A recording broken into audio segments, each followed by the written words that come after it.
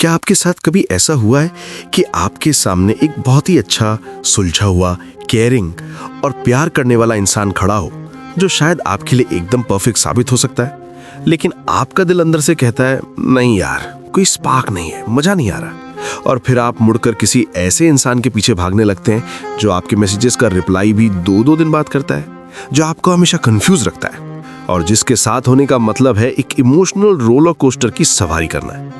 हम सब ने अपनी जिंदगी में कभी ना कभी ये गलती की है। हम जानते हैं कि सामने वाला इंसान हमारे लिए एक चलता फिरता रेड फ्लैग है, फिर भी हम उसी की तरफ खींचे चले जाते हैं। तो आखिर ऐसा क्यों होता है? हम इतने समझदार होने के बावजूद बार बार गलत लोगों के प्यार में क्यों पड़ते हैं? आज हम इसी रहस्य से पर्दा उठाने वाले हैं और मैं आपको गारंटी देता हूं कि इस वीडियो के खत्म होने तक आपको अपने कई सवालों के जवाब मिल जाएंगे। सबसे पहला और सबसे बड़ा कारण है हमारी फेमिलियरिटी, यानी जानी पहचानी चीजों की तरफ भागने की आदत। हमारा दिमाग एक बहुत ही अजीब मशीन है। इसे शांति और सुकून से ज्यादा वो चीजें पसंद आती हैं जिनकी इसे आदत होती। मनोविज्ञान कहता है कि हम प्यार में वो नहीं ढूंढते जो हमारे लिए अच्छा है, बल्कि हम वो ढूंढते हैं जो हमें जाना पहचाना लगता है। अगर बचपन में आपने अपने घर में हमेशा लड़ाई झगड़े देखे हैं या आपके माता पिता में से कोई एक इमोशनली अनअवेलेबल था, तो आपके अवचेतन मन यानी सबकॉन्शियस माइंड ने ये मान लिया है कि प्यार का मतलब ही संघर्ष है। प्यार का मतलब ही किसी के अटेंशन के लिए तरसना है। इसलिए जब कोई ऐसा इंसान आपकी जिंदगी में आता है जो आपको आसानी से प्यार दे रहा हो, जो आपकी इज्जत करता हो, तो आपका दिमाग कंफ्यूज हो जाता है। आपका दिमाग कहता है रुको, ये तो बहुत आसान है, इसमें तो रोना धोना है ही नहीं, ये प्यार कैसे हो सकता है? और आप उस अच्छे इंसान को बोरिंग समझकर रिजेक्ट कर देते हैं। हम अनजाने में ही सही, लेकिन उन लोगों को चुनते हैं जो हमें हमारे बचपन के अनसुलझे दर्द की याद दिलाते हैं, इस उम्मीद में कि शायद इस बार हम कहानी का अंत बदल पाएंगे। दूसरा कारण है चेस करने का मजा या फिर डोपामाइन का खेल।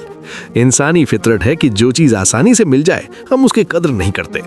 इमेजिन करिए कि आप एक कसीनो में बैठे हैं और एक स्लॉट मशीन खेल रहे हैं। अगर मशीन हर बार आपको पैसे देने लगे तो आपको थोड़ी देर में बोरियत होने लगेगी, लेकिन मशीन कभी आपको जिताती है, कभी हराती है और कभी बस जीतने की उम्मीद जगा के छोड़ देती है। यही अनिश्चितता आपको इस मशीन से चिपकाए रखती है। टॉक्सिक रिश्ते भी बिल्कुल इस स्लॉट मशीन की तरह काम करते हैं। वो इंसान आपको कभी कभी बहुत सारा प्यार देता है और फिर अचानक गायब हो जाता है।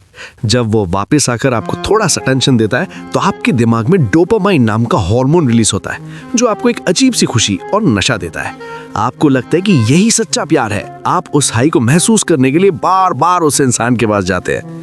दूसरी तरफ एक सही और स्टेबल इंसान आपको ये डोपामाइन रश नहीं देता। वो लगातार आपके साथ खड़ा रहता है, इसलिए आपको वो रिश्ते फीके लगने लगते हैं। आप उस घबराहट और एंजाइटी को प्यार समझ बैठते हैं। सच तो ये है कि सच्चे प्यार में बटरफ्लाइज नहीं उड़ती। सच्चा प्यार आपको सुकून देता है। अब आते हैं तीसरे सबसे गहरे कारण पर, और वो है हमारी अपनी कमजोर सेल्फ एस्टीम या खुद को कम आंकना। एक बहुत ही मशहूर फिल्म का डायलॉग है, हम उसी प्यार को स्वीकार करते हैं जिसके हम खुद को लायक समझते हैं। अगर आप अंदर ही अंदर खुद से प्यार नहीं करते, अगर आपको लगता है कि आप में कोई कमी है, तो आप कभी भी ऐसे इंसान को स्वीकार नहीं कर पाएंगे जो आपको बहुत ज्यादा प्यार करता हो। क्यों? क्योंकि जब कोई आपको आपकी अपनी नस्लों से ज्यादा अहमियत देता है तो आपको शक होने लगता है। आपको लगता है जरूर इसे कोई गलतफहमी हुई है। जब मैं खुद को इतना अच्छा नहीं मानता तो ये मुझे इतना अच्छा कैसे मान सकता है? जरूर कुछ गड़बड़ है। इसके उलट जब कोई गलत इंसान आपको नीचा दिखाता है, आपकी कदर नहीं करता, तो आपका दिमाग कहता है हाँ ये सही कह रहा है, मैं तो हूं ही ऐसा। हम अपनी ही नेगेटिव इमेज को कंफर्म करने वाले लोगों को अपनी जिंदगी में जगह दे देते हैं। अगर आप चाहते हैं कि कोई सही इंसान आपकी जिंदगी में आए, तो सबसे पहले आपको खुद को ये यकीन दिलाना होगा कि आप उस प्यार और इज्जत के हकदार हैं। इसके बाद एक और बहुत दिलचस्प कारण है जिसे हम बॉब द बिल्डर सिंड्रोम या मैं इसे बदल दूंगा वाली बीमारी कह सकते हैं। बहुत से लोगों को ऐसे पार्टनर्स अट्रैक्ट करते हैं जो टूटे हुए हों, जिनकी जिंदगी में बहुत सी समस्याएं हों।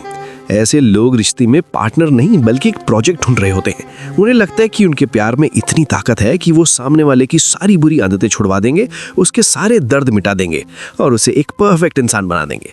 जब आप किसी को ठीक करने की कोशिश करते हैं तो आपको एक अजीब सा पावर और कंट्रोल महसूस होता है।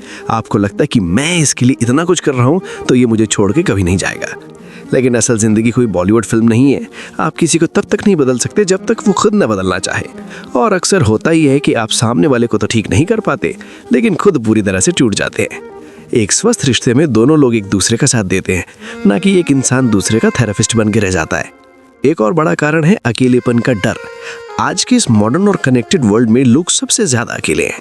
कई बार लोग सिर्फ इसलिए किसी गलत इंसान का हाथ थाम लेते हैं क्योंकि उन्हें अकेले रहने से डर लगता है। उन्हें लगता है कि कुछ नहीं से खुश होना बेहतर है। वो सोचते हैं कि अगर मैंने इसे छोड़ दिया तो शायद मुझे कोई और मिलेगा ही नहीं। ये डर उन्हें एक ऐसे रिश्ते में कैद कर देता है जहां ना तो प्यार होता है न इज्जत, बस एक समझौता होता है। वो अपनी सारी हदों, सारे उसूलों को ताक पर रख देते सिर्फ इसलिए कि वीकेंड पे उनके पास कोई बाहर जाने के लिए हो। लेकिन दोस्तों, किसी गलत इंसान के साथ होकर घुट घुट कर जीने से लाख गुना बेहतर है अकेले रहना और खुद की कंपनी एंजॉय करना। अकेलापन कोई बीमारी नहीं है, ये खुद को पहचानने का एक मौका है। तो अब सवाल ये उठता है कि इस पैटर्न को तोड़ा कैसे जाए। हम ऐसा क्या करें कि अगली बार जब कोई रेड फ्लैग हमारे सामने आए तो हम उसकी तरफ भागने के बजाय वहां से यू टर्न ले लें। सबसे पहला कदम है अवेयरनेस, यानी जागरूकता। आपको अपने पैटर्न को पहचानना होगा। एक डायरी उठाइए और अपने पिछले रिश्तों के बारे में सोचिए। देखिए कि उन सभी लोगों में क्या समानता थी। क्या वो सब आपको इग्नोर करते थे? क्या वो सब कमिटमेंट से डरते थे? जब आप अपने पैटर्न को देख लेंगे तो आधी लड़ाई आप वहीं जीत जाएंगे। दूसरी बात, बोरिंग को एक मौका दीजिए। अगली बार जब कोई इंसान आपको तुरंत रिप्लाई करे, आपके लिए समय निकाले और आपके साथ गेम्स ना खेले, तो उसे बोरिंग समझकर रिजेक्ट मत करिए। उसे थोड़ा समय दीजिए। शांति और सुकून की आदत डालने में थोड़ा वक्त लगता है, खासकर तब जब आपको तूफानों में रहने की आदत हो गई है। और सबसे जरूरी बात, खुद पर काम करना शुरू करिए। खुद की कीमत पहचानिए। आप कोई डिस्काउंट स्टोर का आइटम नहीं है जैसे कोई भी अपनी शर्तों पर खरीद ले। आप बहुत कीमती है और आपको एक ऐसा पार्टनर चाहिए जो इस बात को समझे। जिंदगी बहुत छोटी है ऐसे लोगों पर बर्बाद करने के लिए जो आपके मैसेज का रिप्लाई करने के लिए भी आपको तरसा दे। इसलिए अब समय आ गया कि आप अपने स्टैंडर्ड्स को बढ़ाएं। उन लोगों को ना कहना सीखें जो आपकी एनर्जी को चूसते हैं। याद रखें कि प्यार कोई जंग नहीं है जहां आपको हर दिन खुद को साबित करना पड़े। प्यार एक सुकून भरा घर है जहां आप दिन भर की थकान के बाद आराम कर सके। अगर आपको ये वीडियो पसंद आया हो और कहीं ना कहीं आपको अपनी कहानी इसमें दिखी हो तो इसे अपने उन दोस्तों के साथ ज़रूर शेयर करें जो हमेशा गलत लोगों के पीछे भागते रहते हैं।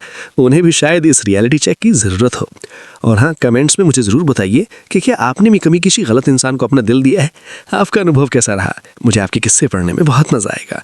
आज के लिए बस इतना ही। अपना ख्याल रखिए, खुद से प्यार कीजिए और मिलते हैं अगले वीडियो में एक नए और दिलचस्प टॉपिक के साथ। बाय।